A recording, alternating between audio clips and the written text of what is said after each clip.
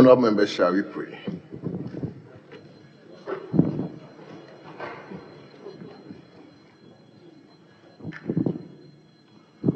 Almighty God, we humbly beseech thee to look with favor upon this Parliament of the Republic of Ghana. Grant that it may perform its duty as in thy sight. Give divine guidance to the President of the Republic, endow members of Parliament and ministers of state with discernment and vision, integrity and courage, that through the labors of government this land and people may be well and truly served, and that good purposes for the common human life be realized in our midst. O God, grant us a vision of our country, fair as it might be, a country of righteousness, where none shall wrong his neighbor, a country of plenty, where evil and poverty shall be done away with, a country of brotherhood, where all success shall be founded on service and honor shall be given to the deserving, a country of peace, where government shall rest on the will of the people and the love for the common good. Bless the efforts of those who struggle to make this vision a living reality. Inspire and strengthen our people that they may give time, thought, and sacrifice to speed the day of the coming beauty of Ghana and Africa. Amen.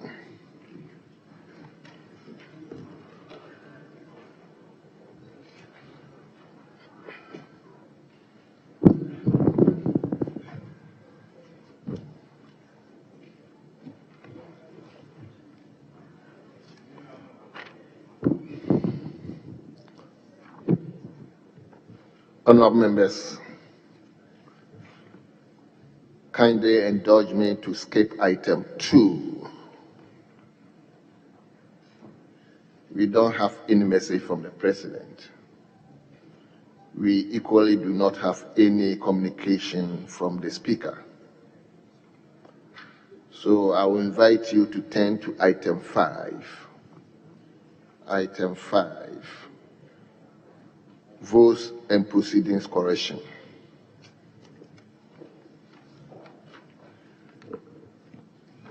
We will start from page 1.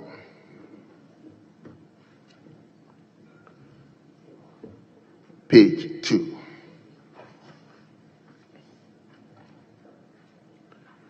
Page 3.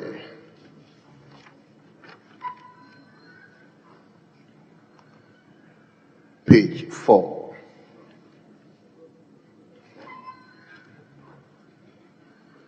Page 5.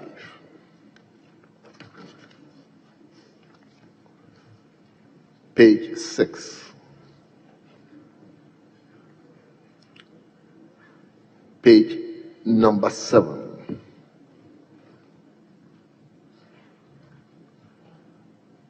Page 8. Page 9.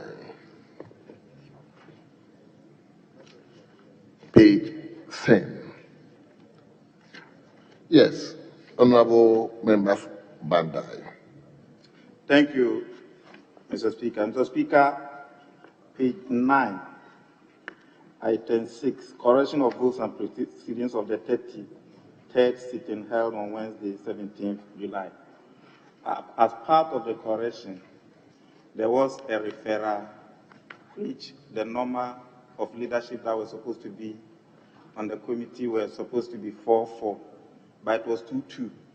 And the Honorable Majority Chief corrected it yesterday, but it has not reflected yet. Do you remember? Yeah. Yes. Speaker, my colleague is right.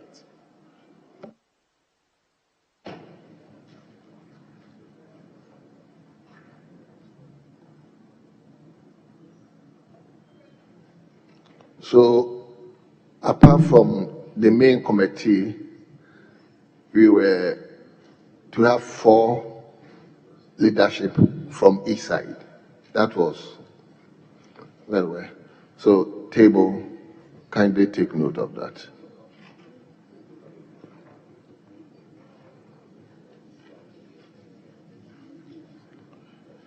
We now turn to page 10.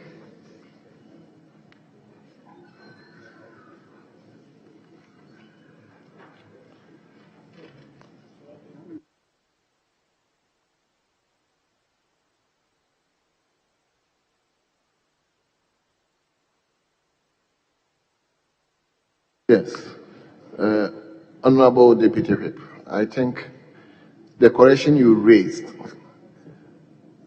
was made on Wednesday. So that correction was captured yesterday's proceedings. Okay. So we turn to page 11.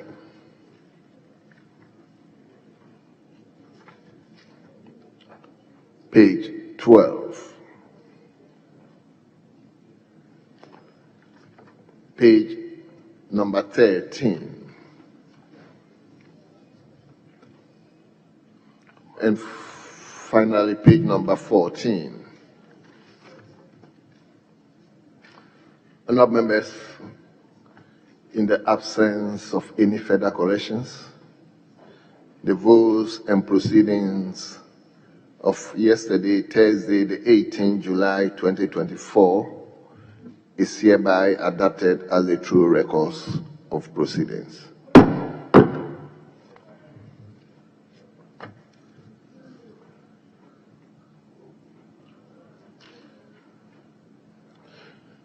Honourable members, let's turn to item 6. Item 6, business statement for the 7th week. Let me invite the deputy. Yes. Speaker, may I seek your leave for the business to be taken by the deputy leader instead? Very well. Leave granted. The deputy majority leader will present the business statement for the ensuing 7 week. So, leader, you have the floor now. Thank you, Mr. Speaker. Mr. Speaker, your committee met yesterday, Thursday, 18 July 2024, and arranged the business of the House for the 7th week ending 26th July 2024. And we accordingly submit the report as follows. Mr. Speaker, you may read any available communication to the House. Mr. Speaker, in all, we have 15 ministers. 15 ministers are expected to attend upon the House to respond to 77 questions, of which 11 are of urgent nature and 66 oral. Mr. Speaker, pursuant to Order 91-2, ministers of state may be permitted to make statements on government policy, and you may also admit statements for honorable members in accordance with Order 91. Bills and papers and reports, Mr. Speaker, in accordance with Order 159, bills may be presented to the House for first reading. However, those of urgent nature will be taken through the various stages in a day, in accordance with Order 160. So, pursuant to Order 97, papers may be laid during the week, and reports from committees may be presented to the House for consideration. Referrals at committee. Mr. Speaker, the Business Committee, having regard to limited period of sitting days remaining before adjourning sine die, urges committees with referrals to expedite work on same and present their report for consideration. Mr. Speaker, as was announced last week, the Business Committee has programmed the House to continue to have extended sitting in the 7th week. The House is also programmed to sit on Monday. The foregoing arrangements are expected to afford the House some time for consideration of outstanding businesses before the meeting ends. The Business Committee proposes the House commences sitting each at 10 a.m. And Mr. Speaker, I would like to plead with members that sitting will be commencing at 10 a.m. and we expect all members to be present here. Members from both sides of the House, because we have a lot of businesses to attend to. Mr. Speaker, the Business Committee has programmed the Ministers for Finance to present a statement on the mid-year review of budget statement and economic policy of government for the 2024 financial year on Tuesday, the 23rd of July 2024. And Mr. Speaker, the Business Committee looks forward to a lively and well-informed comment on the statement by members for the following 3 days. And in order to afford many members opportunity to comment on the statement, the committee has proposed time allotment. Majority and minority leaders, 30 minutes. Chairpersons, ranking members of committee, 15 minutes. And all other honorable members, 10 minutes. Mr. Speaker, the Business Committee proposes the debate for each be structured according to specific settings. Mr. Speaker, in conclusion, in accordance with Order 216 Section 2 and subject to Standing Order 67 of the Standing Orders, the committee submits to the House the order in which the business of the House shall be taken during the week. I shall submit. Thank you. Thank you very, very much, Honorable Deputy Majority Leader. Honorable members, the business statement for the ensuing 7th week has just been read to us. Before I even invite members, some members are already up on their feet. So I will invite members who have gotten some concerns with regards to the statement that has been read to us. But before then, kindly indulge me to acknowledge our own children at the public gallery who have come all the way from their various destinations to come and witness what goes on in the chamber. The first school is Boso Anglican Basic School. Boso Anglican Basic School.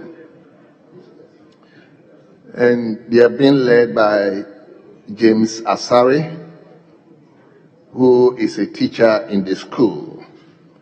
And the school is located at Eswejaman constituency. Eswejaman constituency. Yes, I can see a member of parliament sitting right in front of you. So, honorable member, that is your constituents. I hope after everything you take care of them very well. So you may resume your seats.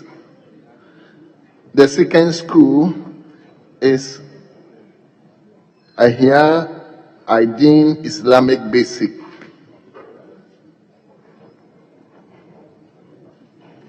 Ahia Aidin Islamic Basic. And they are being led by Abdul Manaf, who is also a teacher. Yes, I could see he's waving. Who is a teacher. And the school is located at Abrekuma Central Constituency. Abrekuma Central Constituency. Do you have the member here? Yes. Honorable member, that is your students, your constituents, who are also here to see what goes on in the chamber. Thank you. You may also resume your seats. The third school is Latte Presbyterian JHS, Latte Presbyterian JHS, and they are being led by Enoch Nati, who again is a teacher in the school, and the school is located at Equiapim North constituency. Yes, I think your member is not here at the moment, so you may also resume your seats. And the fourth school is Hope American International School. Hope American International School. Yes, they are quite a number. They are 106. And they are being led by Samuel Atabuaten, who is an administrator of the school. And the school is located at Atroma in Wabiaja North. Oh, so you came all the way from Balkesi area.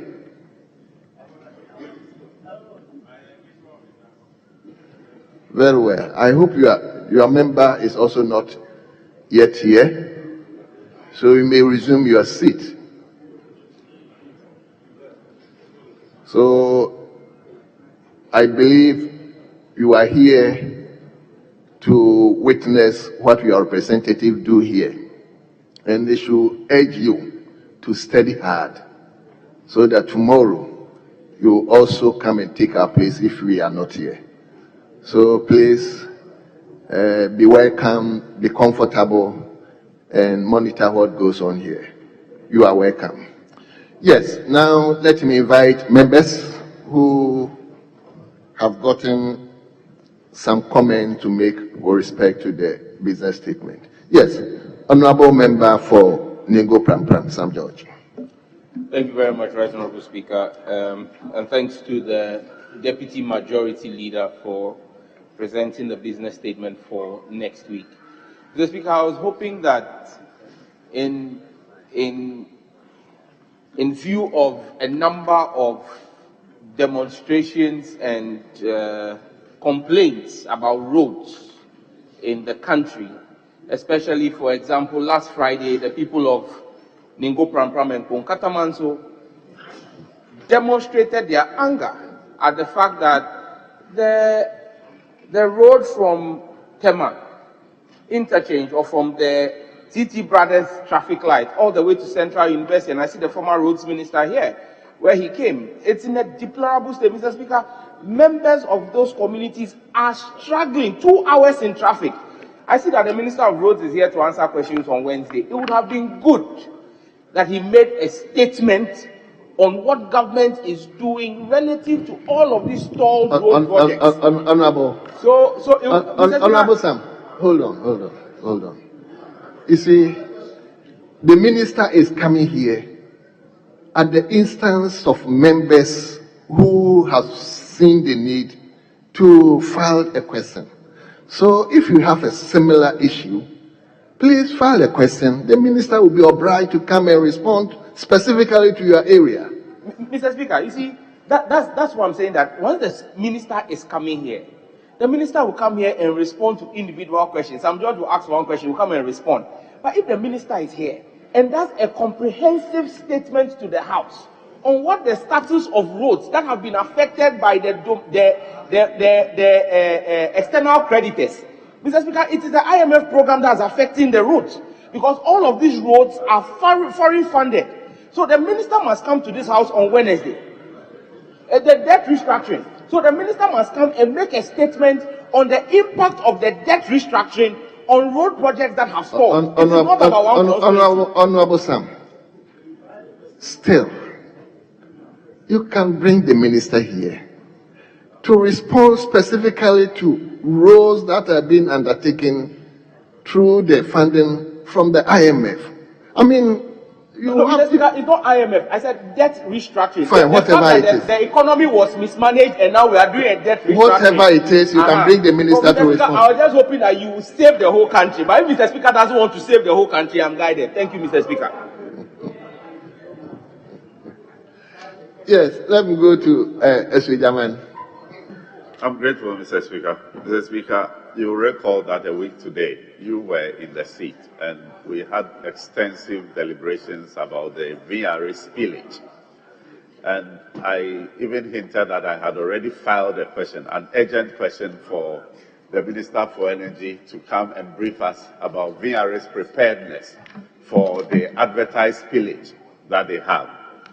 I was hoping that we'll find that within the coming week. I was even hoping that within this week he was going to do that, but unfortunately I don't see that scheduled for next week. So I want to plead if you can give those directives, because it's very, very important. We don't want to experience what we went through last year. So we need to be assured of their preparedness for the spillage that they intend to do. And Mr. Speaker,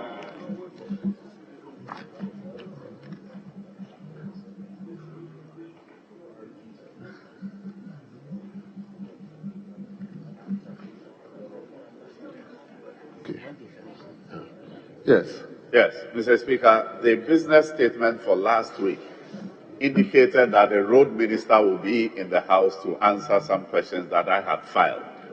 Unfortunately, I see that they are missing. In fact, he did not come.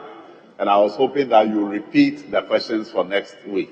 Unfortunately, I don't see them finding space in next week's schedule. So please, if you are minded to bring them back onto the program for us. For instance, the people of Boso are here. Their road is so bad, Mr. Speaker, and they will tell you how they suffered from Boso before they got to Esikuma. We need the minister to come and answer those questions and give us assurances. Thank you, Mr. Speaker. Thank you very much. I think your first issue, the first issue regarding the VRA spirit, I think I wouldn't leave that one for my information. I know I've processed your question, but my information is that the VRA has written formally to the House to meet all the MPs within that enclave. So until that meeting, we felt it wouldn't be appropriate for us to just bring him here to come and answer questions. So you meet all the MPs within that enclave, and afterwards we can look at it. Yes. So, Speaker, yes. That is refreshing, but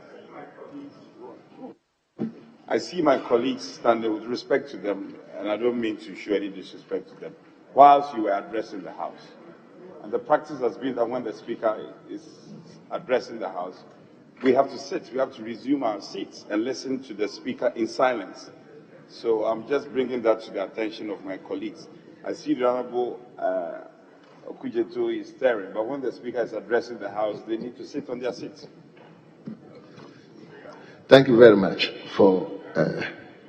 Mr. Speaker, I'm grateful for the information. What I want to say is that in as much as we welcome the initiative by VRA for the first time to meet with all the MPs in the supposed affected areas, we also think that getting the minister on the floor to make commitments on record is equally and probably more important. And so I'm happy you said you processed my question. I want to hope that we get him within the week so that every commitment they make will be binding. Honorable member, the VRA is saying they want to meet you first before they will come and respond to this question. So let's give them that leverage. Come and meet the members first. Probably the discussion will not even warrant him coming to answer the question. So please, let's give him that. Let me go to Tema West. Thank you, Mr. Speaker. Mr. Speaker, let me initially commend the Business Committee for a week-packed activities that we are going to actually find ourselves very busy in this House. But I see something here that I want a little bit of clarification, a little bit of clarification, Mr. Speaker. On page 11, 2144, It says that Ms. Ablajifa Gomashiketu South to ask the Minister for Trade and Industry what plans the ministry has to inaugurate the one district, one factory in Ketu South. How do you inaugurate factories? The English that inaugurate, I don't get. Is it commission that you're trying to use, or is it inaugurate? You don't inaugurate factories. And for me, I think that correction would have to be made. And this is not the only instance. There are many instances that we find words which do not capture the true meaning of what we wish to put or churn out there. So I wish that whoever constructed this sentence should go back and change inaugurate to commission, if that were the case. Otherwise, it does not carry the true meaning of what we want to do. I thank you, Mr. Speaker. Well, leadership take note of it. That yes. I was simply guiding my colleague when the question is asked, sent to the speaker, and is admitted.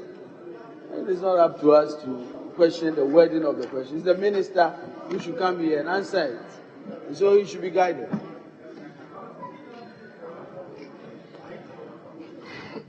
Yes, let me start with Honorable Kujetu. I'll come to you. Mr. Speaker, I'm grateful for the opportunity to comment on the business statements. Mr. Speaker, my first comment relates to the VRA spillage issues. So, Mr. Speaker, the matter Honorable Thomas Nakwampam raised relates to the announced spillage for 2024. My understanding is that the letter that VRA has sent to Parliament also relates to stakeholder engagement on the 2024 impending spillage. But the 2023 disastrous spillage, this House has still not held an inquiry into that spillage. Right Honourable Speaker ruled, indeed in his own opening remarks, in October of last year, was that this House will constitute a committee of inquiry to look into the spillage. Mr. Speaker, all of these stakeholder engagements, if we don't know exactly what happened in 2023, where the shortcomings were, where mistakes were made, the needed institutional reforms that must take place, the same mistakes are bound to recur. It's not just a matter of stakeholder engagement. So that outstanding probe, leadership, Mr. Speaker, your good self, with all due respect, we must know what has happened to that probe. That probe must take place so that all of us can learn lessons. And then we can somehow have confidence that the measures that are being put in place for the 2024 spillage are grounded on well-informed lessons that have been learned over the period. So, Mr. Speaker, that probe must happen. Secondly, Mr. Speaker, last week after the presentation of the business statement, when the majority chief whip indicated that on the matter relating to the outstanding National Cathedral probe, he was not sure the status where we were as a House. I generously provided the Hansard of 3rd August 2023. Mr. Speaker, in a few weeks, next month will be 1 year, and you were in the chair that day, 3rd August 2023. We debated the motion, and it was left with leaders presenting names of members to serve on the committee. Mr. Speaker, it is taking us 11 months. 2 weeks from now will be exactly 1 year. 1 year. Mr. Speaker, with all due respect, if the names were being delivered from China on foot. If somebody was walking from China to bring the names, it will have arrived long ago. So what is going on, Mr. Speaker? Over $58 million on a pit. So many issues of accountability, lack of transparency, legal breaches, constitutional violations, value for money. And there appears to be such a nonchalant attitude. Mr. Speaker, it doesn't speak well about our institution. And since 3rd August 2023, something ought to be done. The name should be submitted. I recall that day, if you read the hands up, our side had the names. Their names were ready. Our colleagues said they wanted to consult. Which kind of consultation takes more than 11 months, Mr. Speaker? We cannot continue this way. This stalemate, this stonewalling, we are letting the Ghanaian people down. And Mr. Speaker, if you've read the latest Afrobarometer, the perception of the people about Parliament is at an all-time low. All-time low. Just about 36% of the people think that Parliament is doing what it should do. And we all have to be worried about that. And it's because of things like this. So, Mr. Speaker, please, we want your directive. The National Cathedral Committee of Inquiry. When are we going to take off? We've debated a motion which was duly admitted by the Speaker. There was no objection. We built consensus. What is left is just names. When would the names be submitted and when would the committee start work? $58 million. Let's reflect on what it can do. So, Mr. Speaker, please, I hope that you help us in this matter. Thank you very much. Thank you. Yes. Let me go to Ofinso North. Thank you, Right Honourable Speaker. Right Honourable Speaker, I really want to commend the chairman of the Business Committee for the business statement that he has read. But, Mr. Speaker, a couple of months ago, I filed a question to the effect that some members of the seventh Parliament were alleged to have taken some double salary. It is important that we bring clarity to the issue. So I filed a question so that the Minister for Finance can come to the House and then brief members up to speed. I was expecting that the Business Committee will program that question for next week. I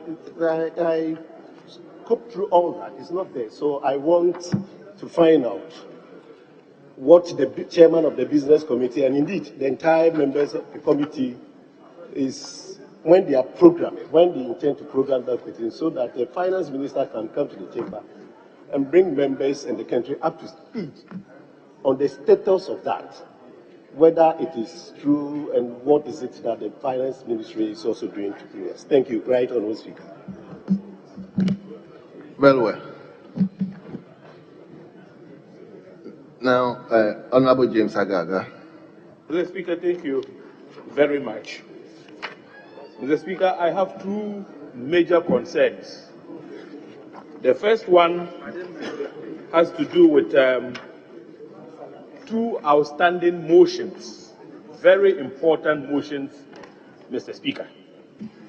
The first one is the report of the Committee of Defense and Interior on the alleged military brutalities committed against the people of Ashama. Mr. Speaker, this is a matter which borders on human rights violations. It is alleged that the military brutalized the people of Ashama. Mr. Speaker directed the Committee for Defense and Interior to conduct some investigations. We have since concluded with our investigations and laid our report. Mr. Speaker, the motion keeps appearing on the order paper for action. Somehow, the business committee has never found space for this important motion to be taken. People's rights were violated, and the public is watching. Just as Honorable Okujetu Ablakwa hinted, the perception about this house is not good at all. The last time the Speaker were at a public lecture, you even delegated us to represent you at that public lecture at the GAFC. And it came out. Speaker upon speaker accused Parliament of going to sleep in respect of the Adjournment matter. And yet the committee has concluded its work. So why are we not attaching importance to a matter that touches on human rights, Mr. Speaker? I see that on the other paper, the motion is captured. I think item 39. So, Mr. Speaker, I'm appealing to you to give a directive that early next week, this matter be dealt with once and for all. The second motion has to do with Botiano. The member for English, Yamanfro, Mr. Speaker, made a statement in this House about some police action in Botiano, which resulted in 5 deaths. 5. Once again, Mr. Speaker, the committee thoroughly investigated the matter and has laid its report. The report is on item 38. Motion, but unfortunately, this House is not making space for us to take these important motions. Mr. Speaker, it looks as if this House doesn't attach importance to security-related matters. We need to take these matters very, very seriously. Once again, this is a matter which also touches on human rights.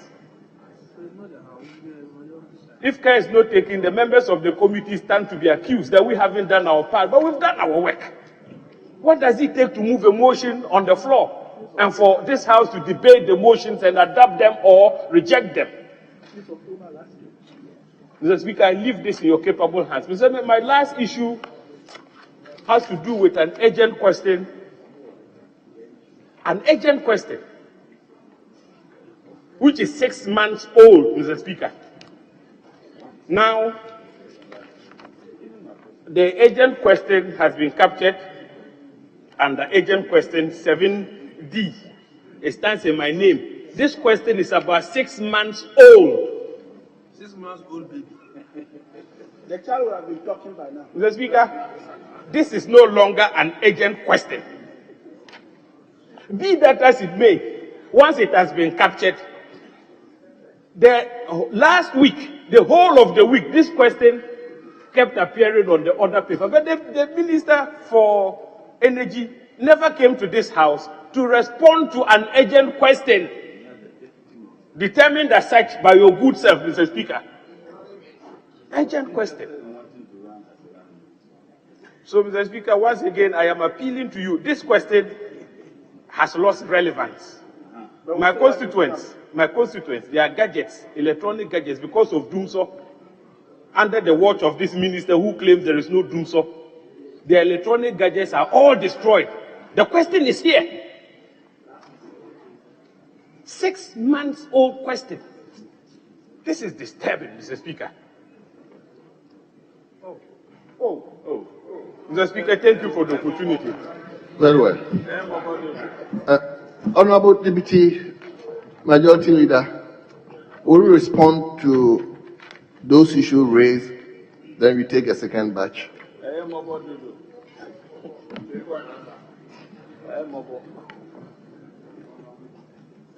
Thank you, Mr. Speaker. We want to thank you for the clarity you have placed into most of the questions about the first 3 questions that were asked. And Honorable Speaker, I equally want to defer the lamentations made by Honorable Ablakwa to your good self to answer or direct us as to how to deal with the issue. On Honorable Member for Tama, the clarification that was issued, we've taken note of that. As leaders or the leaders of the business committee, we are going to ensure that we bring it to bear at our committee meetings. Honorable Inti, your question on double salary, I'll equally relate to the table office, and then we'll find out when we can bring it to the fore for the necessary action. Honorable Agaga, yes, your concerns are well placed too, and your urgent questions, your concern about urgent questions in being 6 months old, it's something that we've also taken note, and we are going to ensure as a business committee, because we've always been asking about whether questions have been approved for consideration, and we are always told that what has been approved is what appears on the business statement. So we will do some little inquiry and find out how we can address that issue. Thank you, Mr. Speaker. Very well, thank you very much. Let me go to Sola. I thank you very much, Mr. Speaker. Mr. Speaker, you realize that majority of members, their concern had to do with the entitlements of ministers to answer members' questions. Mr. Speaker, my own question, star 1882, appeared on the order paper throughout last week, and this week to say, Mr. Speaker, I just saw the question again on today's order paper, and I've seen the question on the presentation done by leader for next week. The question again appears on page 8 of the presentation done by leader for next week, Wednesday. So, Mr. Speaker, is it the case that again the Minister for Roads is not appearing to answer my question? And if that is the case, Mr. Speaker, the question is about a road, that is the Beneyiri Road. Mr. Speaker, that road is very dear to the people of Solatona Kalba. It will be very painful for us to rise without the Minister for Roads appearing to answer this question. Mr. Speaker, the said road was damaged in 2022. We are in 2024. Nothing has been done on it. I need to have some answers from the minister so that when I get back to the constituency and I go to Beneyiri, I will have some information for the people. Mr. Speaker, is it the case that the leadership of government business are not able to get the ministers, they are not able to dialogue with the ministers so that they appear to answer our questions? Mr. Speaker, if the ministers do not come to answer our questions, we will continue to be raising these issues. And this sends a very bad signal out there. It tells people that the ministers are not working. Please, leadership of the majority bench, try and get your ministers to appear and answer our questions so that we will stop complaining. Once they don't come, every Friday we will rise and talk about them. I thank you, Mr. Speaker. Yes, let me give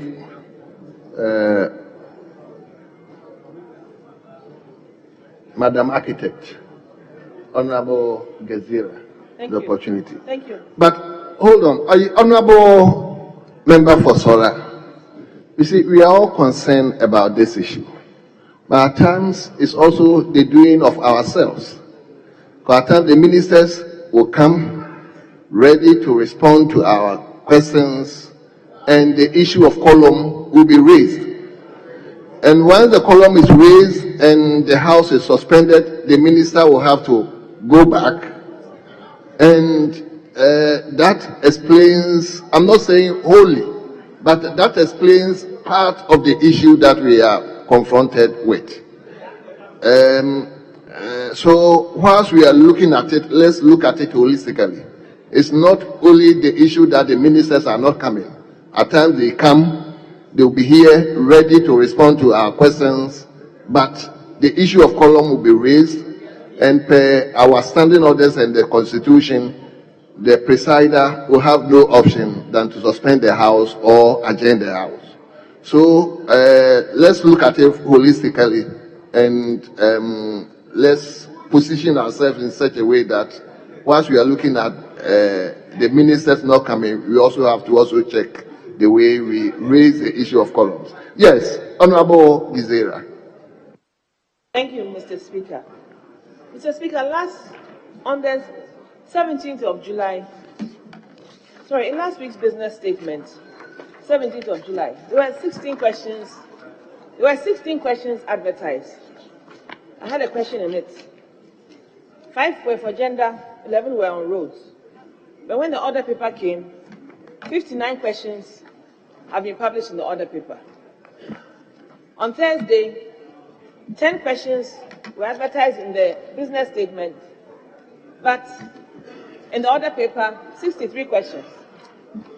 On Friday, 11, that is meant for today, 11 questions in the business statement, and yet 66 questions in the order paper. Now my point is, I'm trying to track my questions. They are in the business statement, but they are not in the order paper. So my questions are lost, and I can't tell where they are, because if they are published in the business statement, then automatically it should reflect in the order paper. That is what we are made to understand, that's how it works. So I want to know where I'll find my questions, because I don't know where they are.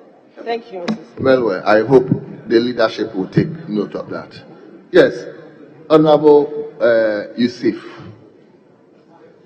Mr. Speaker, I'm very grateful.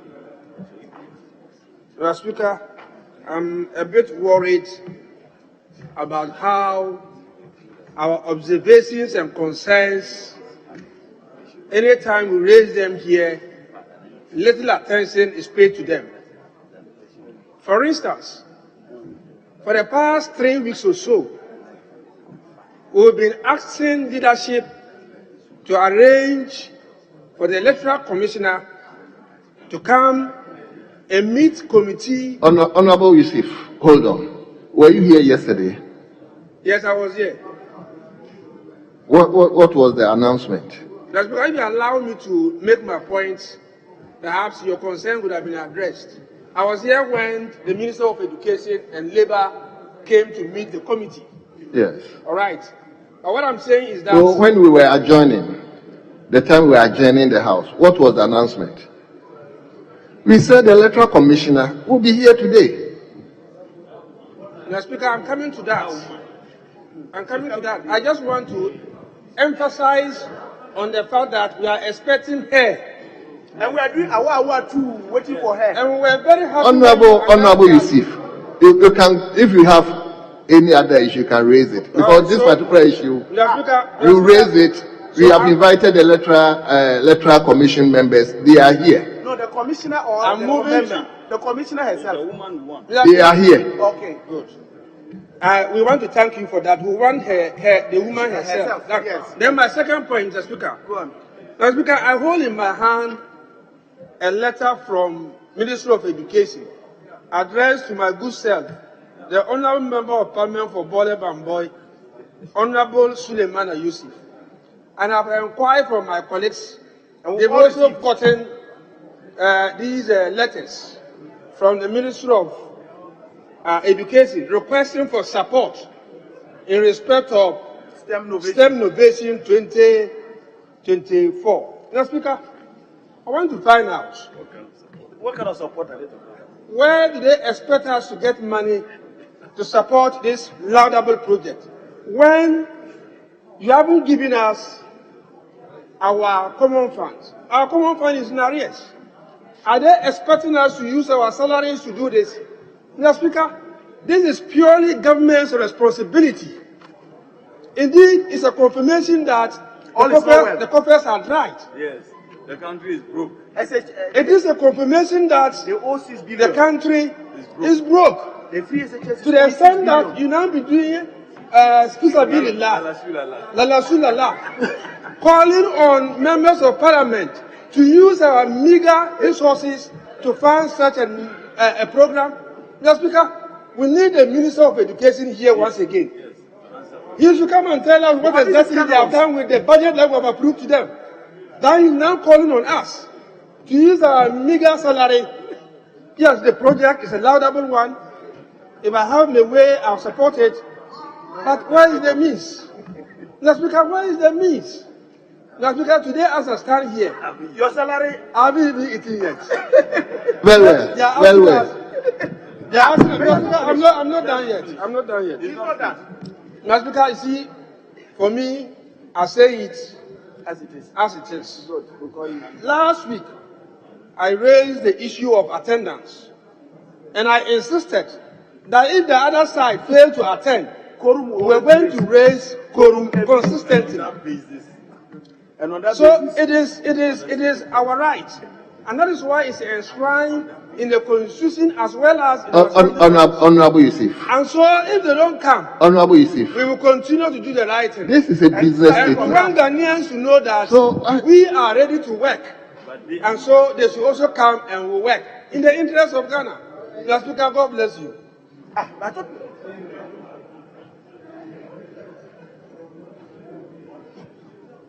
Yes. Thank you, Mr. Speaker. Mr. Speaker, I'm very grateful. For about 3 or so weeks now, for 3 or 4 weeks now, we have requested the business committee, the leadership through the business committee, to arrange for the Minister of Interior to appear here and explain the serial killing going on, happening now in Bole and in Wa. Mr. Speaker, it's a very serious issue. Lives are lost. People are anxious.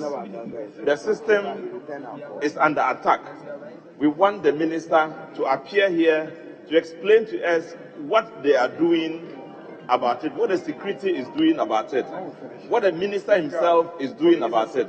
No comment has been made so far. 16 people have died in Wa. About 20 have died in Bole, Mr. Speaker. And we requested that arrangement is made for the minister to come here and explain to us what government is doing and what steps are being taken to address the situation. At least to console the people, to make sure government is doing something about it. The minister has since not shown up, and the leadership has not demonstrated that they have carried this message to him. Mr. Speaker, can we now have you again direct the minister to come here and explain to us what circumstances are leading to this disaster and what government is doing about it? Thank you.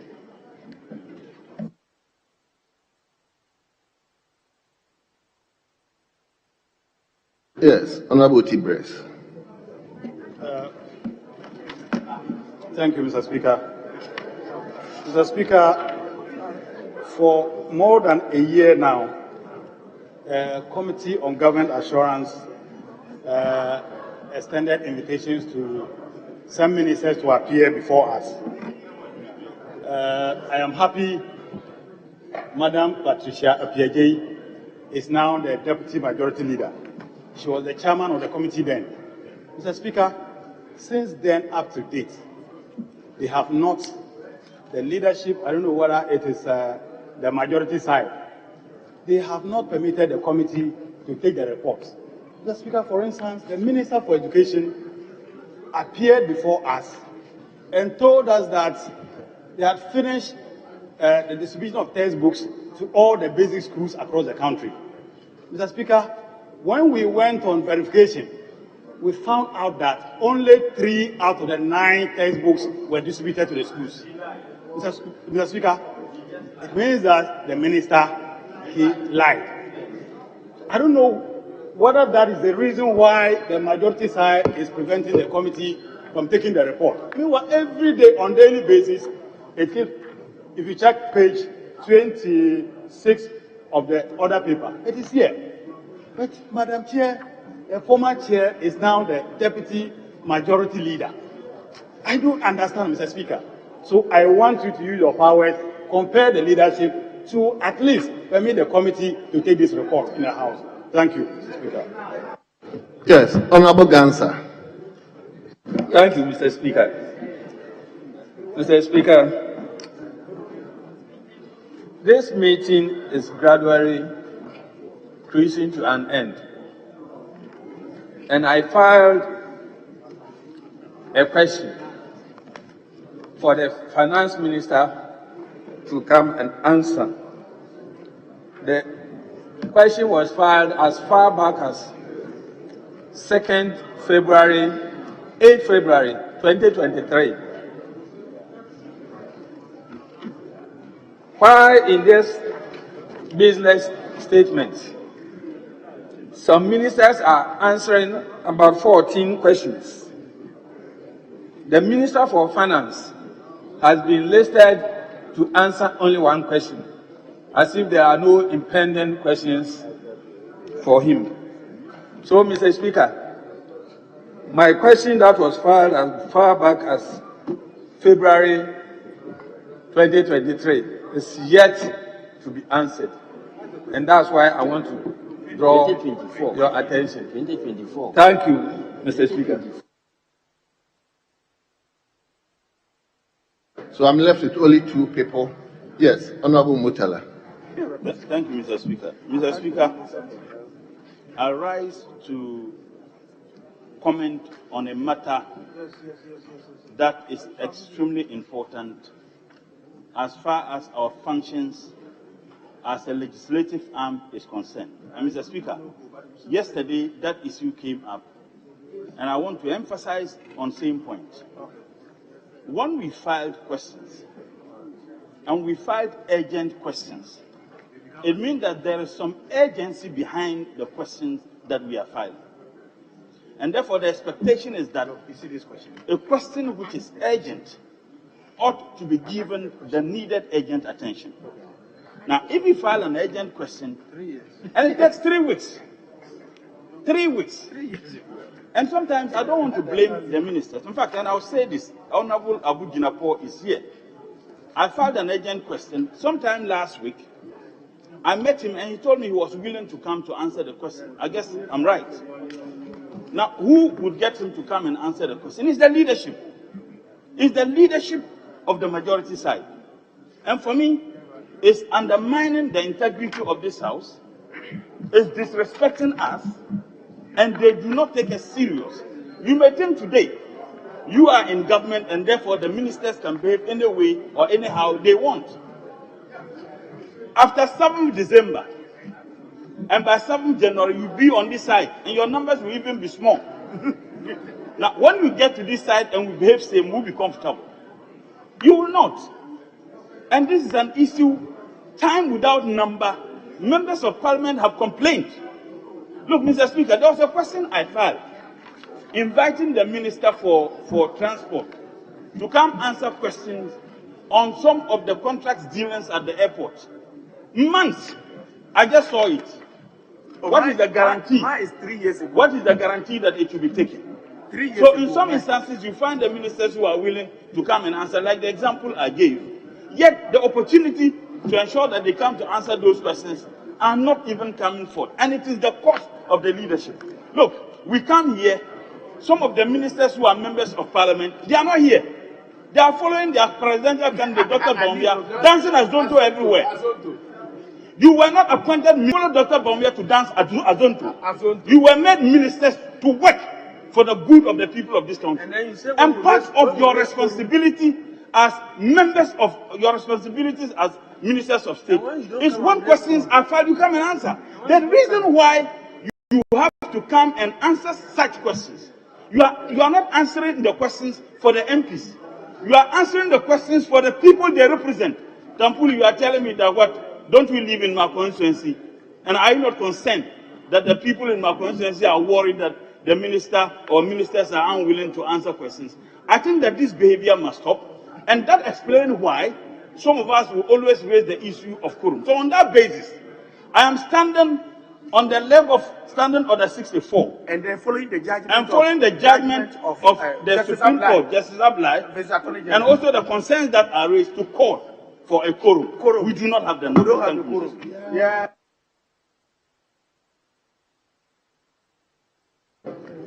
Honourable members, you see, this issue, we cannot eat our cake and have it. Right? Honourable Obujinapo has been here on a couple of occasions to respond to our issues. But he comes and the issue of quorums are raised. And this is constitutional and our standing orders requirement. So please, let's look at it holistically. Honourable member has been raising the issue that they have issues that has been taken. Some motions. When you go through the standing order, our order paper, when you look through adoption, that's motions 12. All these motions you are talking about have been listed. They are all here. But the issue is that we don't get the time, and when even we have the time, the issue of motion will be raised. So we abruptly suspend the house or adjourn the house. So we are not able to do much. So now you've gotten the opportunity to speak, and at the end you are raising quorum. So how are you going to move on? Anyway, yes, Honourable former Minority Leader. Speaker, let me thank you for the opportunity and to refer you to page 2 of the business statement, item 5, comments on the mid-year review of the budget. And Mr. Speaker, it reads that in the second paragraph, Mr. Speaker, the Business Committee looks forward to a lively and well-informed comment on the statement by members. It cannot be statement by members, it will be statement by the minister. Statement by the minister. So that has to be corrected. But Mr. Speaker, it's members. Lively, well-informed comments on the statement by members. It's okay. But Mr. Speaker, budget oversight is at the core of our function as Parliament. Why are we preempting the minister that he is coming to make a statement? No. Mid-year review, as captured by Article 179 of the Constitution, captured by the Public Financial Management Act, is a significant economic policy review opportunity for government. Why do you want to reduce members of Parliament to comments and not a debate? In any case, Mr. Speaker, we don't know what the minister is coming to present. But it may be a decision that this House may have to take if he would vary some of his earlier decisions in the major financial and economic policy statement of government. So I have an objection to the use of comments by members. We are not supposed to comment on mid-year review. This is the forum for debate. One of the essential functions of every parliament in the world is debate. So don't reduce members of parliament as if the minister is coming with a statement. What if he can't? We all know that the economy is an ailing economy, it's an economy in crisis. When he comes and says that I want to vary this, I want to vary that, is it going to be comment? Then second, Mr. Speaker, when you go through the same business statement, there is a major proposal by the Honourable Member, Mr. Kennedy Nyakwosai, MP for Akim Sedro, on the Constitution of the Republic of Ghana, Amendment 2021.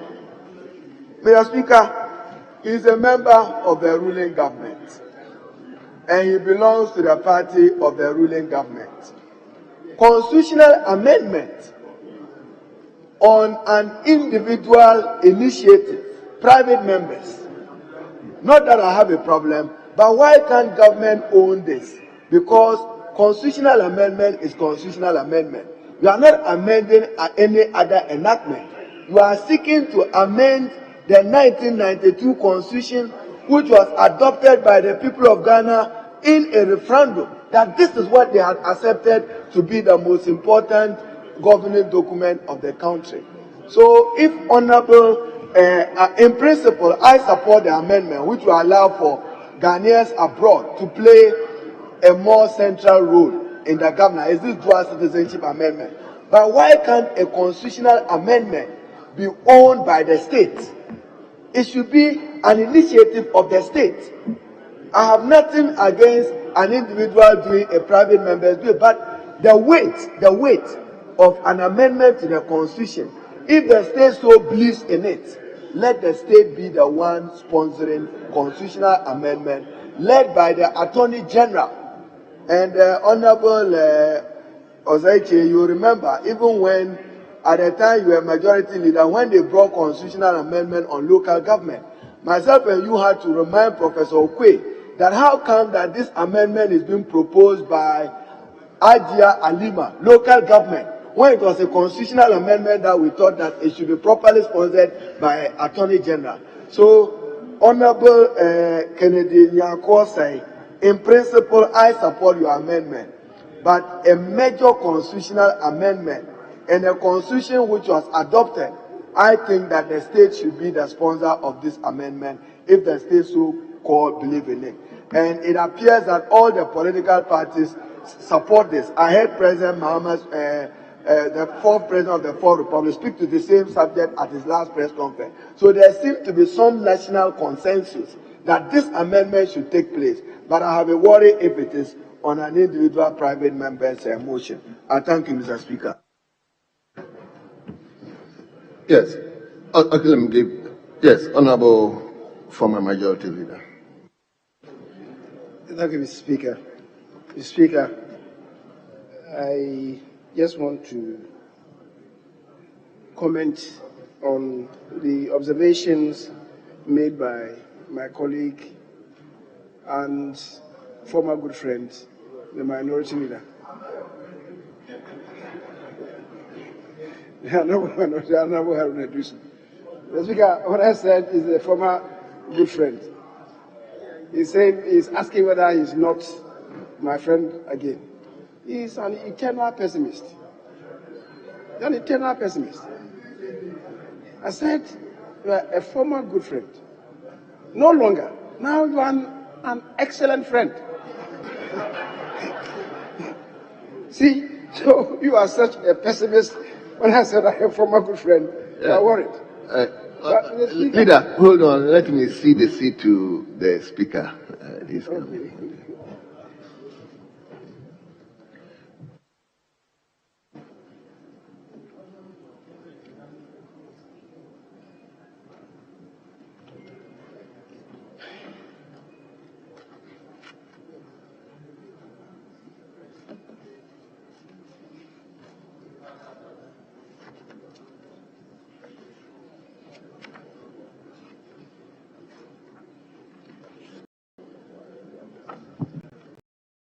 Yes, honorable members, you may continue.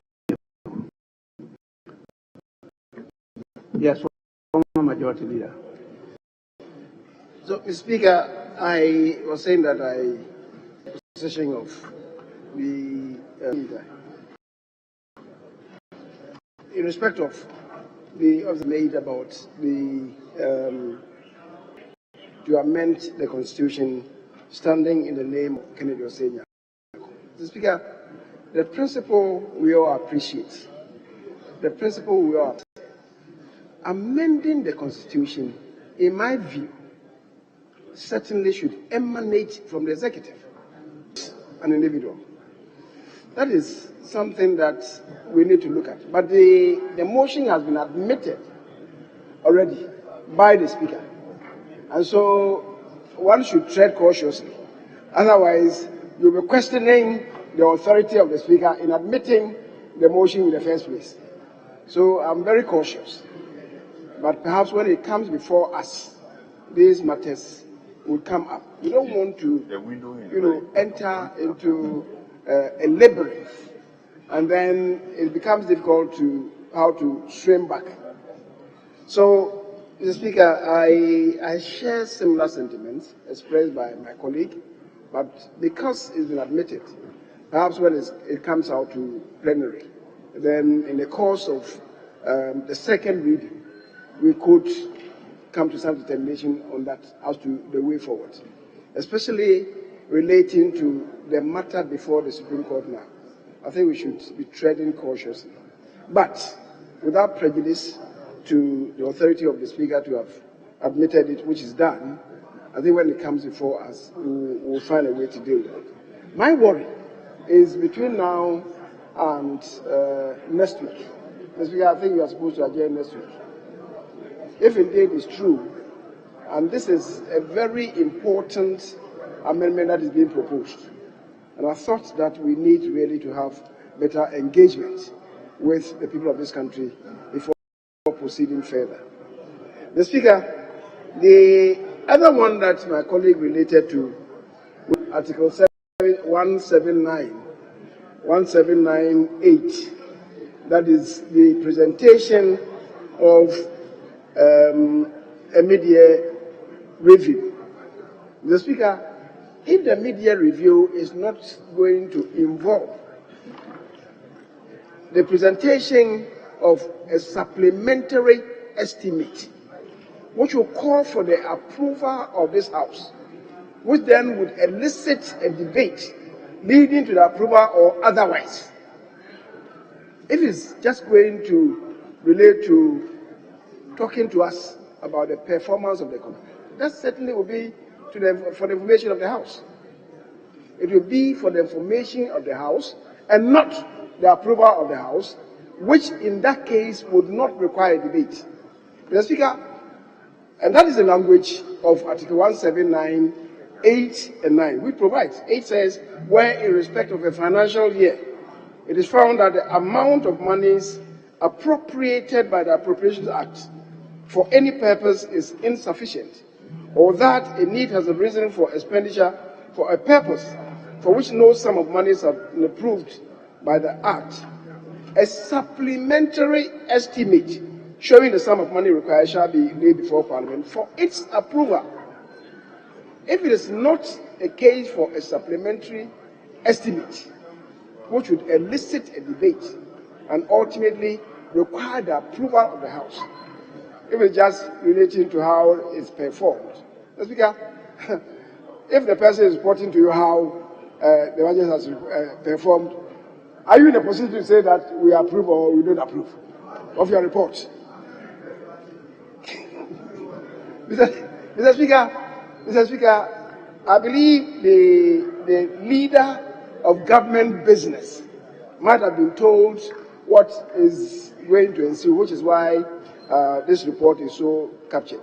But having said so, Mr. Speaker, I think even for the main budget, we ourselves have been talking about it, that we need to even amend the budget to accommodate the approval of Parliament, of even the main budget. Because for the main budget, even for the main budget, your constitution, our constitution, provides in Article 179 that the 179.2 that when the estimates are presented to us, they are just meant for the information of Parliament and not for approval. Even the main budget, which is a serious omission. And we need really to add our voice to the amendment of the Constitution to capture that, to vest authority in Parliament to approve of the main budget. However, it got missing in the 1992 Constitution, nobody knows. And Mr. Speaker, if you check the previous constitutions, the post-independence constitutions, the 1961 and 1969, 1979, they all contain that provision, which requires the approval of Parliament. However, that provision got missing from the 1992 Constitution. Only God knows. Mr. Speaker, I think the other matters that colleagues raised about the programming of questions and so on, I'm not too sure that anybody can blame the majority leadership as they sought to do. Mr. Speaker, you admit questions. And when questions are admitted, they are then transmitted to the various ministries. When they have a response, they bring a response, then the business committee, not the majority leadership, the business committee then programs the responses and factors same into the business statement. So if the business committee has not had any responses, on their own, they cannot program ministers to appear before us. And I believe that members should take that into account, instead of blaming the leadership of the majority of being derelict in the performance of their functions. Clearly, they get it wrong when they relate to that. Mr. Speaker, I agree that it's not for nothing that these new orders have put a time frame on answers that should be provided to urgent questions. And I believe that in that regard, the House should stand together to urge ministers who have such questions to respond to them as early as possible, so that the Business Committee could program them to be answered to in plenary. Mr. Speaker, thank you very much.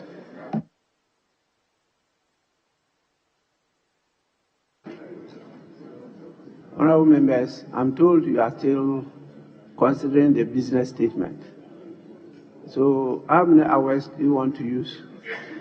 Because I have to rush to the University of Ghana for another program. Please, 2 of you. 3. Yes, Honourable Mama Yarga. Thank you very much, Mr. Speaker. Mr. Speaker, if you recall, last sitting of Parliament, you set up a committee to look into the complaints of Gold Coast Fund management depositors. The committee sat and promised a report, and the report has not been submitted.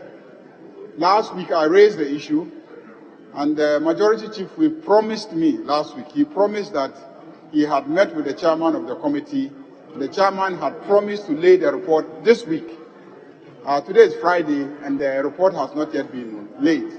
So I'm following up on the report relating to the Gold Coast Fund management depositors and the complaint that they made to this House, in respect of which Mr. Speaker set up a committee to carry out the investigation.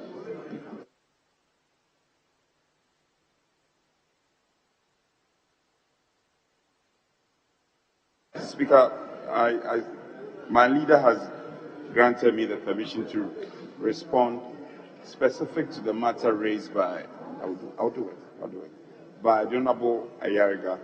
In fact, it's true, the promise was given. But Speaker, following the business we have for today, and you do know we have the Electoral Commission program to address as a committee of the whole. We'll also be having closed sitting to bring finality on the committee matters and other considerations. The agreement now, if I didn't see you earlier, I would have approached you to explain. The agreement now is that it will be taken to Monday. Since we are sitting on Monday, then we can take the motion.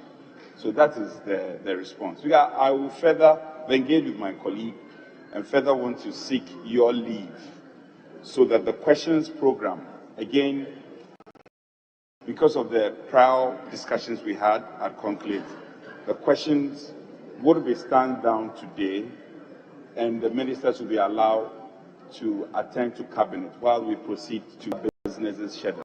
Speaker, with your leave. Yes, Mr. Speaker, we are aware of the magnitude of work we need to do today. So our colleagues approached us, and then we approached some of our colleagues who have got questions. If it will be okay for us to postpone all the questions to Monday, so that we can deal with the other issues which is of importance to all of us as well. I'm not saying the questions are not important. So we agreed to that. Mr. Speaker, let me just add my comments about the business statement. Mr. Speaker, I have only one issue. On page 5 of the business statement as read by our respected colleague, the Deputy Leader, item ZII, presentation and first reading of bills. Mr. Speaker, on that page, the Deputy Leader suggested that there are some bills for the establishment of new universities to be read as first reading. Then on the same day, we are supposed to be taking consideration of the same bills. It will be, I've never seen this kind of work done in this house. How on earth are you going to lay a bill, do first reading, refer it to a committee, the committee will bring a report. In fact, you didn't even consider the fact that the committee is supposed to bring a report here for us to consider. Then we move straight to, consideration. I think you have made a fundamental mistake in this. It cannot be possible that you lay the report of the establishment of new universities at first reading, and then on the same day, do consideration of those same bills. Something is not right about this. And if it is your intention to do this and compel the House to rush without doing proper due diligence, I can guarantee you we are going to do a proper work. All you can do on that day, the report, the paper, we cannot take the second reading and the consideration on the same day. It takes. You cannot establish 4 universities within half a day. That is what I'm trying to tell you. That is not how we did it with the universities we have established. I know you haven't done it before. We have done it. So we are telling you, you cannot establish 4 universities in one day. You need time to go through the bill. So, Mr. Speaker, I want you to pay attention and make your own correction, Mr. Speaker. Thank you for the opportunity.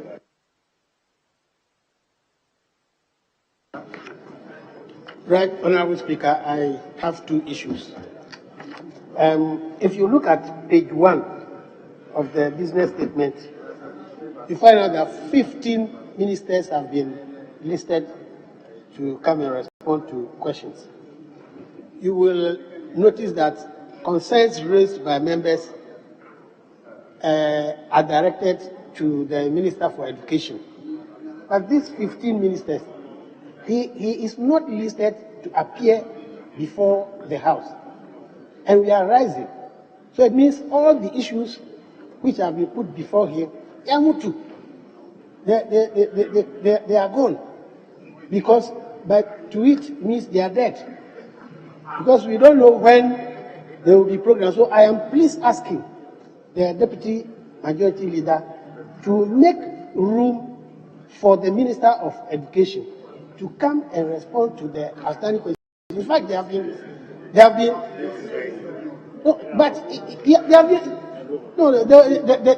listed the questions for him. He has not responded. He was here at Committee of the Whole. He was here for Committee of the Whole meeting, but he has not responded to the questions that we have raised and placed before him. The second issue is about the District Assembly's Common Fund. Somewhere last week, or rather this week, it was agreed that the Common Fund Administrator will come and brief the House about the status of this Assembly's Common Fund. It has not happened. Now, members are being owed for the 3rd quarter of 2023 and the 1st quarter of 2024. And we are going on break. That is the time we need the money to go and do what we are supposed to do with it. Because we will be away for almost 2 months. Then we are free to move around and implement the projects that we have planned. But she's not here to brief us. We don't know when we will get the money paid to our accounts before we go on break. And the Minister for Finance is coming here on Tuesday to present, or Tuesday, to present the mid-year budget review statement.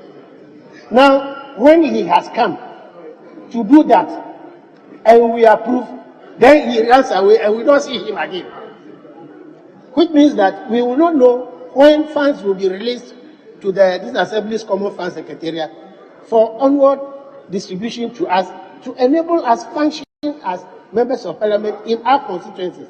So, Mr. Speaker, I think that we should make space during the week, Assembly's Common Fund, to come and the administrator to come and make a statement on the status of the fund and what we are supposed to take home and work with. I thank you, Right Honourable Speaker. Thank you, Mr. Speaker. Mr. Speaker, this is the 5th occasion I've appeared before the House to answer the same set of questions. Mr. Speaker, this is the 5th occasion. I have the dates. And Mr. Speaker, I heard the Majority Chief Whip and the Minority Chief Whip make the point that they will want us to, they want to excuse us to attend to cabinet. Mr. Speaker, myself and my colleague, the Minister for Local Government, Mr. Speaker, we duly sought for permission from cabinet to appear upon the House to answer the questions which have been pending for some time now, of which, as I say, Mr. Speaker, I have appeared on 5 separate occasions to answer the same set of questions. Mr. Speaker, I want to crave your indulgence and the indulgence of the House. Given that we are here, and also further given that I've been here on 5 occasions, they should have us answer the questions. We sought permission from cabinet, and so the point about cabinet should not be an excuse. Mr. Speaker, I will respectfully submit. Thank you.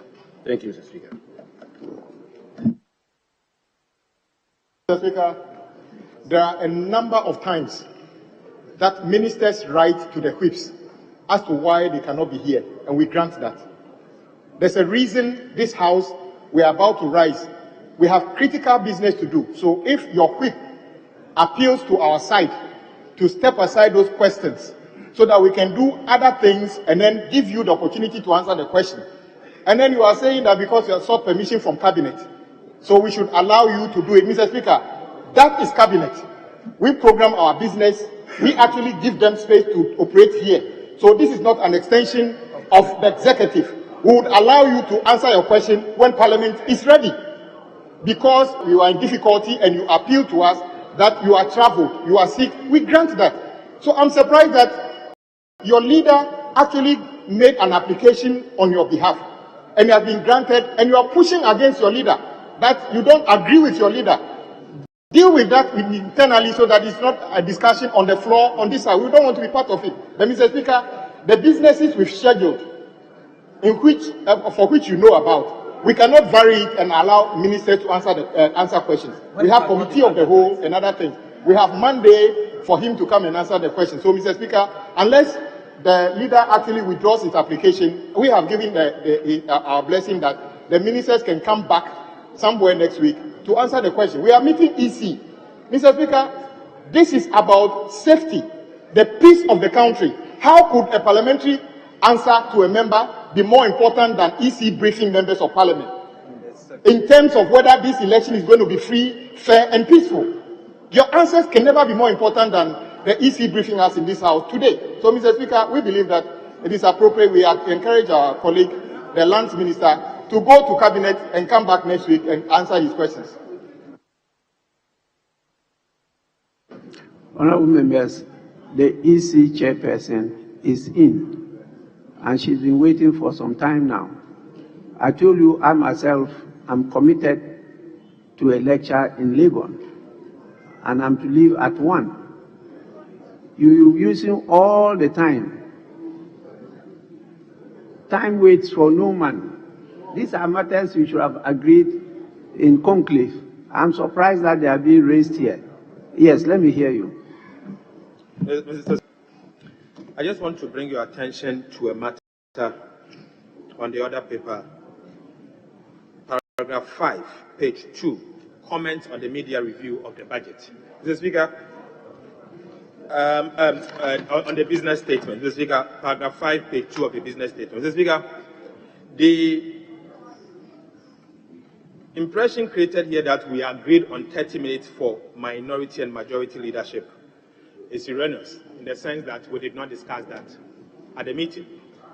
Mr. Speaker, In fact, we agreed that members should be given opportunity to speak as much as possible, and that the debate must last at least 3 days. Mr. Speaker, this is particularly so because, if for nothing at all, it is a fact that Ghana has successfully completed the debt restructuring program, which have significantly altered Ghana's debt repayment capabilities. And so, Mr. Speaker, what is going to be presented to us on Tuesday is a major one. Debt restructuring alone is a major government policy that I believe that members must be given the opportunity to debate it. And so, Mr. Speaker, this is a major statement, and I would suggest that the leadership must be given at least 45 minutes to speak to the matter. And then, aside that, we will have to agree as to when we will have to start the debate. Are we starting immediately, or at least we'll give members 1 day to read the document and to prepare before they come and speak? Mr. Speaker, recognizing that the Ministry of Finance themselves may have spent months in preparing this media review. Now, media review is a matter of law under the PFM Act, and it's for a good reason. Mr. Speaker, I suggest that the debate start on Thursday, and we should be giving opportunities to members to at least spend enough time to debate it for up to 1 week going into next week, so that the issues out there can come out. Thank you, Mr. Speaker. Speaker, a comment on what my colleague said. Speaker, I think that something happened yesterday. Myself and the chief whip momentarily were not in the chamber, and some of the ministers were not present to answer questions scheduled. What the lands minister sought to do was to get the record to capture that indeed he's been here 5 times, same as the Minister for Local Government. I don't think he's taking matters out of context. It was just to communicate. I mean, that's true. Severally he's been here, and he communicates to us, and leadership had agreed that the program should be amended duly. So, Honorable Chief Whip, no, but I mean, the record has to reflect same. In any case, he has yielded to the application I've made. So just for the records to reflect that he's a diligent member of Parliament who always attends to answer questions. He does that. So that was all he sought. No, not creating any wrong impression. I'm just saying that he sought to correct the records. That for 5 times he has been here. Kwame, we have always worked as a team. Don't take it out of context. So that was all the minister sought to do. And let it stay as it says. You have some bills you are limited to. Have you seen it? Honorable members, before I put the question, please, admission of business. It's important I reiterate this issue. I mentioned earlier on, I think yesterday, that I'm going to make a statement on it. Admission of business is the duty of the Speaker. You are entitled to raise the issue of how I exercise that duty or my discretion. But we are all guided by the Constitution as to how to exercise discretion. And if you have doubts about that, the law has put in place the procedure of questioning my exercise of discretion. The 1992 Constitution is a product of the people of Ghana. And this is very clear in the preamble. It's not a product of government. And in amending the Constitution, the chapter is very clear, starting from Article 289. as to how you amend the Constitution. There are some clauses that are entrenched, and by virtue of the law, it has to be initiated by government. But there are some articles that are non-entrenched, and Parliament is given the opportunity to lead the people to amend that. And so that initiative could come from private members, not necessarily government. And so before I admit such a business, I go through the Constitution. And Article 296 is very clear as to how to exercise discretion. Please, I don't take these laws just jokingly. If you go to 296, it says, where in this Constitution or in any other law, discretionary power is vested in any person or authority. A, that discretionary power shall be deemed to imply a duty to be fair and candid. B, the exercise of the discretionary power shall not be arbitrary, capricious, or biased either by resentment, prejudice, or personal dislike, and shall be in accordance with due process of law. And C, where the person or authority is not a judge or other judicial officer. A person like me, I'm not a judge, I'm not a judicial officer. There shall be published by constitutional instrument or statutory instrument regulations that are not inconsistent with the provisions of this Constitution or that other law to govern the exercise of the discretionary power.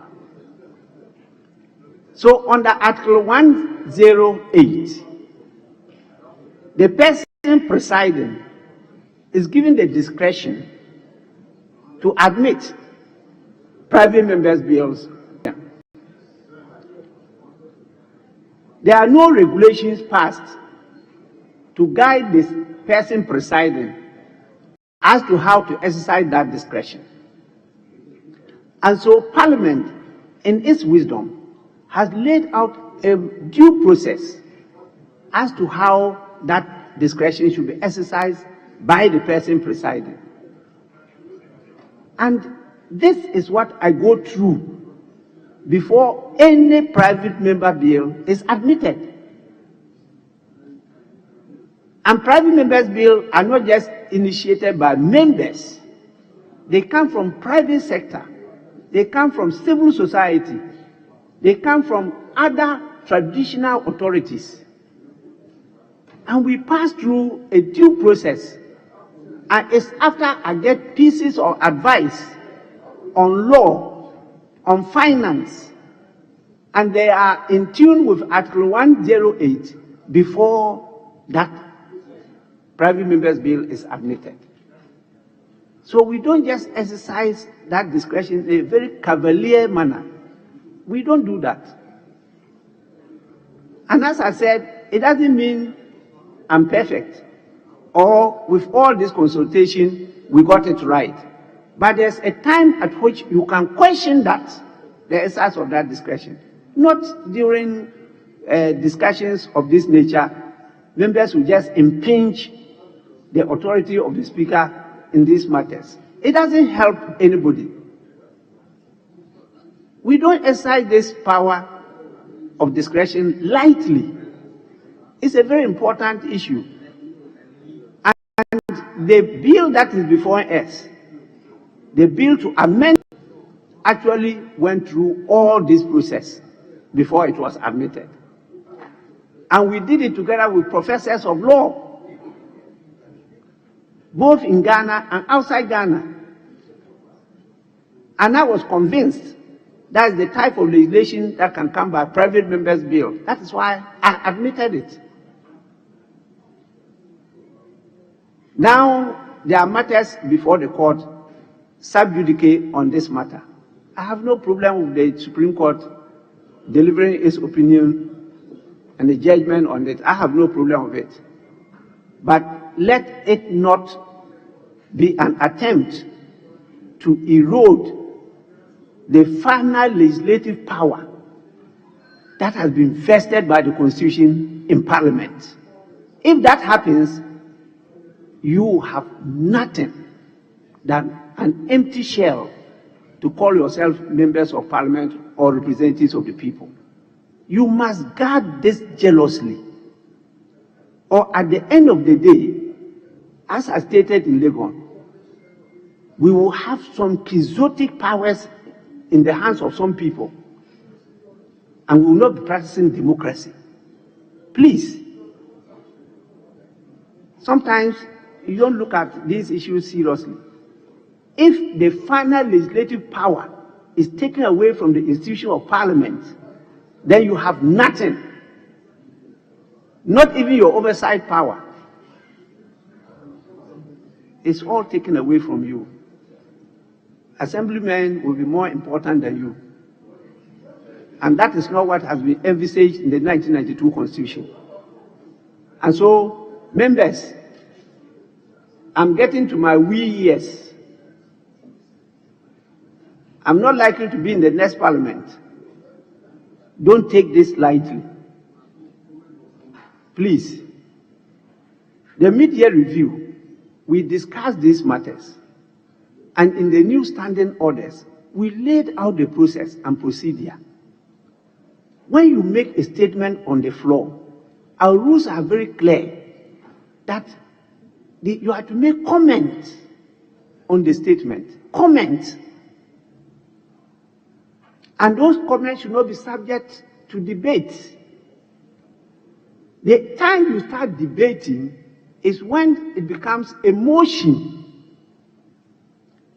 And so when the mid-year review statement is submitted, when you are commenting, then you can raise issues that yes, it is not just telling us that this is the state we have reached, but it has gone to review what we had earlier on approved.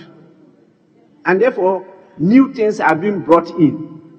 Then it has now to come in the form of a motion where you now debate those issues. The minority leader was raising them. That no, this cannot be a statement. It must be a motion.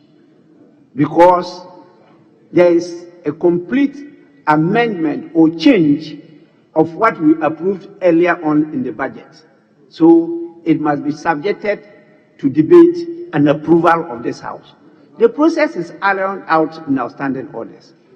And so we have the statement first, then you can follow it up with the motion. That is why we laid out. And this must be done before you can give approval. Because if you don't approve anything, government cannot spend a first one. That is part of the authority of the House. And that is why you are the custodian of the national purse. If you don't give approval, government cannot spend.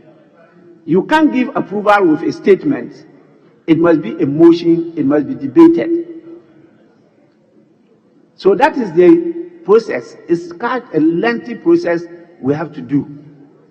And this media review, if it is going to change the earlier approval, then we have to debate it. Because the Constitution is very clear that it's only Parliament that can impose tax. And it's from taxes that you raise revenue. And so when you are the people who tax, and the people pay the taxes, and the government mobilizes the taxes, you are the same people to approve how government should spend it. That is the concept in the Constitution. And we must go by it. And so the issues that you raise are very germane. So minority leader, members, scrutinize the statement that will be delivered.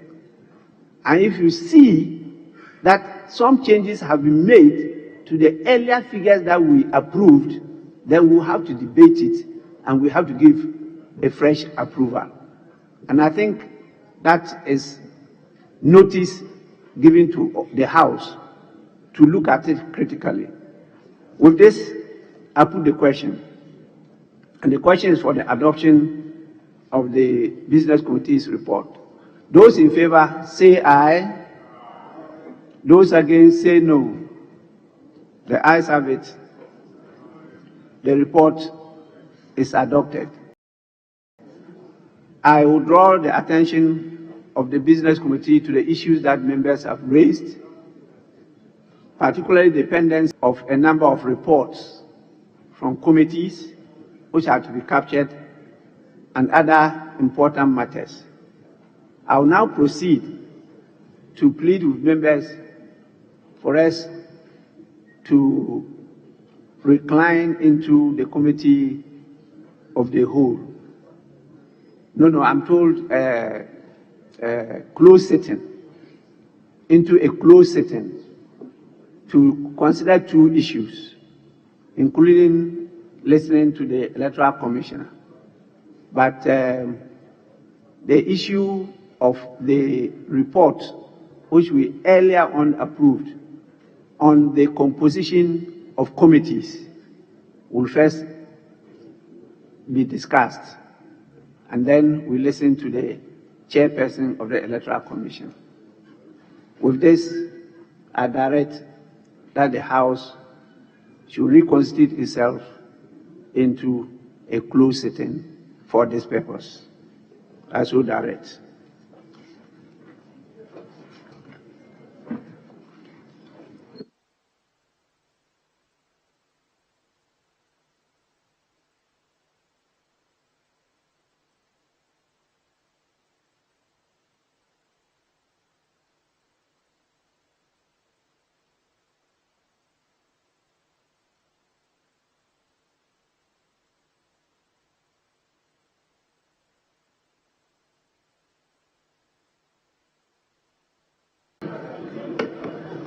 Yes, honorable members, let me welcome you back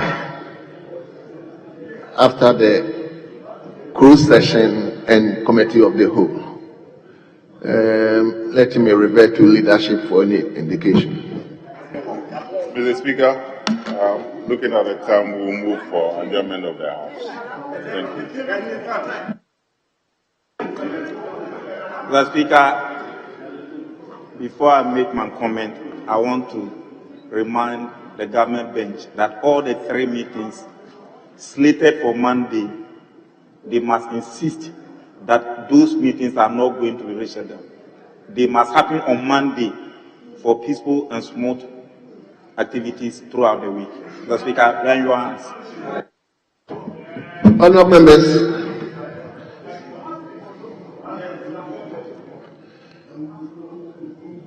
you've placed yourself in my hands, so I will go ahead to adjourn the House to Monday, 10 o'clock in the forenoon.